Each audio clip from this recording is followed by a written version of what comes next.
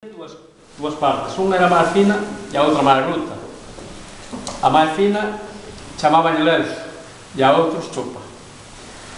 E deso se facían daquela sábanas, camisas, incluso eu non nos acordo xa os pantalóns xa non, pero antiguamente facían hasta pantalóns deso, porque era unha supervivencia, claro.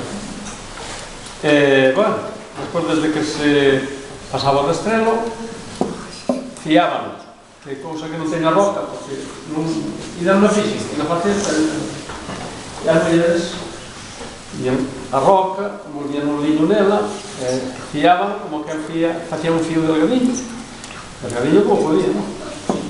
E despois de aí pasaba ao serío. Facíase, chamaban meas, ou madejas, claro. En castellano eran madejas, pero en gallego eran meas. Esas meas eran como esto, pero claro, más grandes. Despois tiñan que cocer nun caldeiro.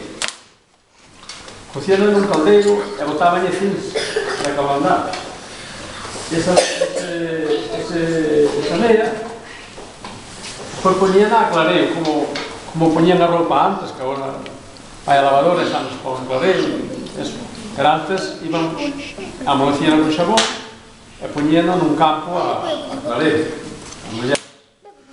E estas meas poñían tamén ese clareo. Despois lavábanas outra vez e era cando pasaban a isto, que era a levadoia. Chamábase levadoia. E despois de aquí xa pasaba a facer ovillos. Chamaban en gallego novelos. E despois xa iba para o tear, cousa que non teño, ni non sei facer, porque o tear nunca, bueno, vinos, pero non sei como van. Por aquí non se conserva casi ningún, non sei se haberá algún, de casualidade pode haber algún por aí en alguna aldea perdida, pero o antigo tear, vamos. E nada máis, era eso que tiña o liño.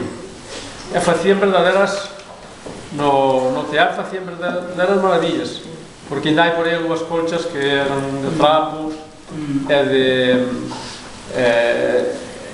trapo e lana, todo mezclado, pero uns colores, unas, bueno, non sei se vosotros vistes algún de casualidade. Hai un real. Eu teño eles posto nun bar que se chama As Azules a Pontevedra, o bar de Italia, e en Hospital hai un bar que se chama